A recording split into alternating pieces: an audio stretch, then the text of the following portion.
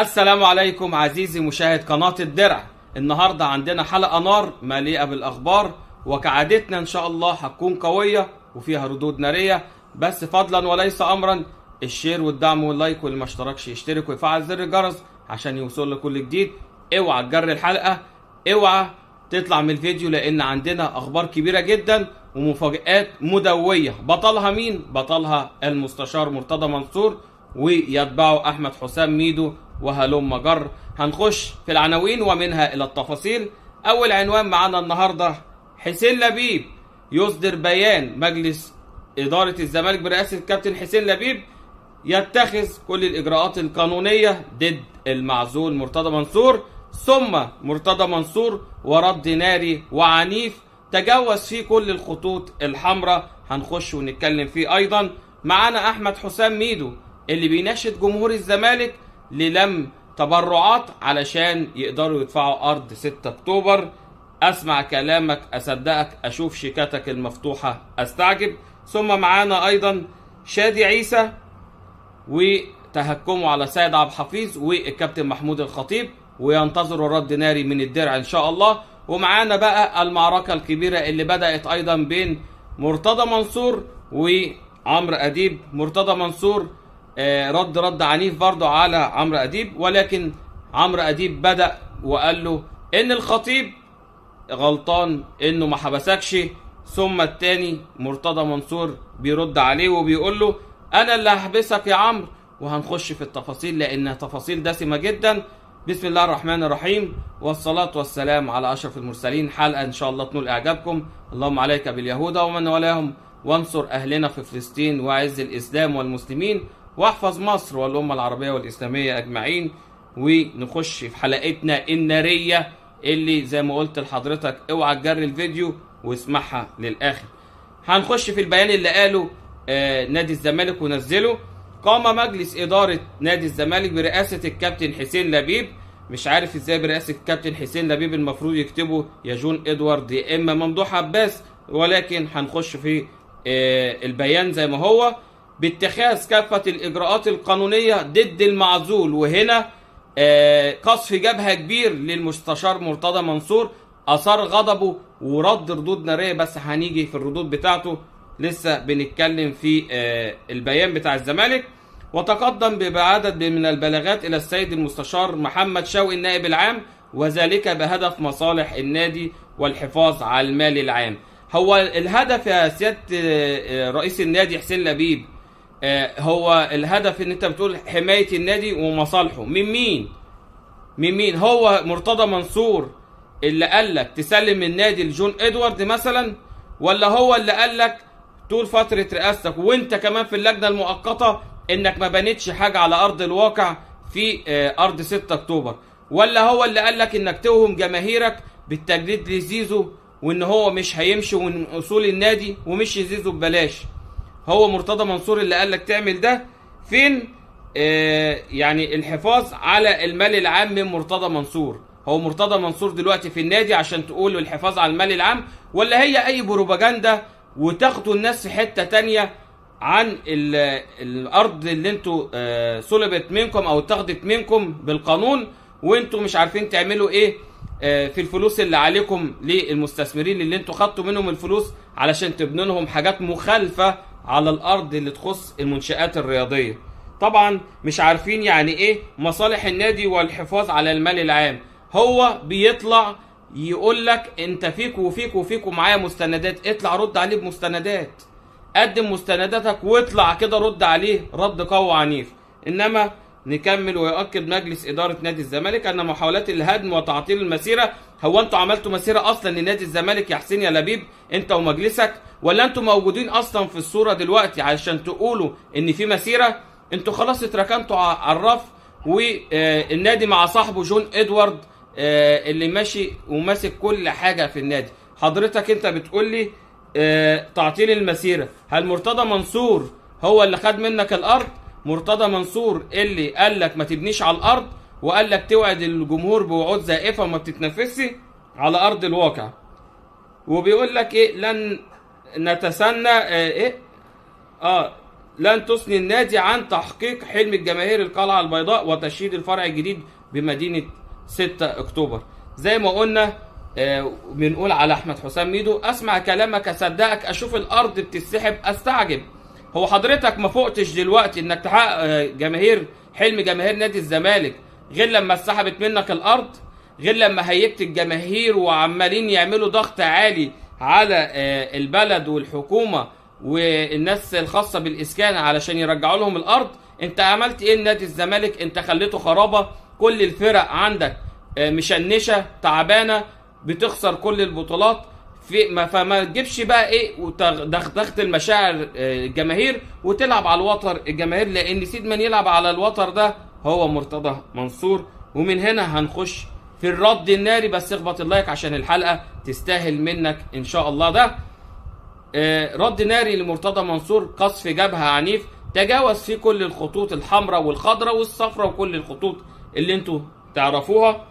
قال لك: للأسف وصلتني ورقة تواليت مكتوب عليها قاذورات زي اللي كاتبهم، وبالصدفة كنت داخل التواليت وفوجئت ان المياه مقطوعة. طبعا ده يعني بيعرفهم ان انتوا ناس بالنسبة له ملكمش لازمة، مكانكم زي ما بيتكلم كده هوت. ده عهدة عراوي المستشار مرتضى منصور. وفوجئت ان المية مقطوعة، حزنت لثواني وبعدين فرحت جدا لاني استخدمتها بدلا من المياه، ثم القيتها في مكانها الطبيعي صفيحة الزبالة اللي جنبي. وده تشبيهات عدت كل الخطوط طبعا.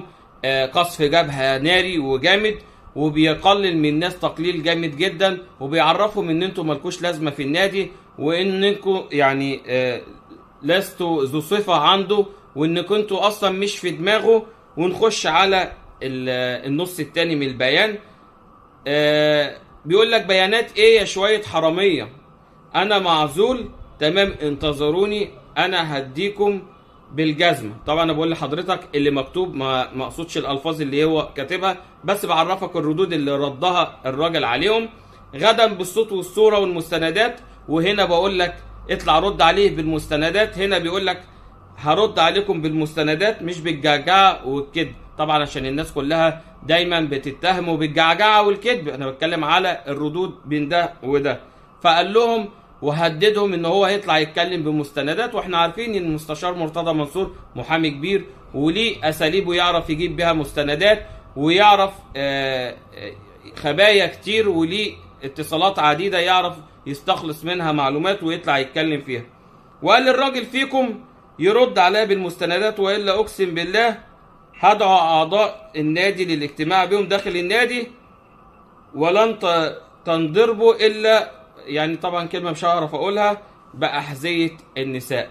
رد ناري، رد قوي، رد عنيف، رد بيقول للناس دي انتوا ما قدمتوش حاجه للنادي، رد بيقول للناس دي ان انتوا هتتفرموا لانكم قصرتم في حق النادي، وكل اللي بتقولوه ضحك على الدقون للناس وللجمهور، وان انتوا يعني مش عارف اقول اكتر من كده، لان البيان اللي قاله مرتضى منصور او الرد اللي قاله رد قوي وعنيف جدا. كان لازم نقول لحضراتكم البيان اللي قاله والرد اللي قاله. ومن هنا بقول لك اخبط لايك علشان نخش على ميدو اللي بيقول لك: اطالب جماهير الزمالك الوفية بجمع تبرعات من اجل دفع ثمن ارض 6 اكتوبر للدولة وتحقيق حلم 70 مشجع زملكاوي. هو كاتب 70 مليون مشجع زملكاوي داخل مصر. مش عارف هو ال 70 مشجع زملكاوي دولت عندكم مثلا المشجع زي جدول الضرب كده بيتضرب في 6 و7؟ انتوا كلكم يا حبيبي 2 3 مليون على بعض كزملكاويه في مصر، 2 3 مليون. هم انتوا ليه دايما تبالغوا في اعدادكم وتبالغوا في شعبيتكم، وانتوا كلكم اعدادكم ضعيفه وصغيره وشعبكم قليله؟ دايما عايز تدي نفسك صفه مش بتاعتك، بتاعت الكبير، بتاعت النادي الاهلي العظيم، التاريخ، الكبرياء، الشموخ، البطولات. انما انت بتدي لنفسك صفه مش بتاعتك. واظن يعني نبذه بسيطه كده في كاس العالم للانديه شفنا الاستاد كله احمر، وفين في امريكا لما الاهلي بيروح الامارات الاستاد كله احمر، لما راح السعوديه الاستاد نص احمر عشان كان في فريق من السعوديه تاني بيلعبنا. انت بتتكلم في ايه؟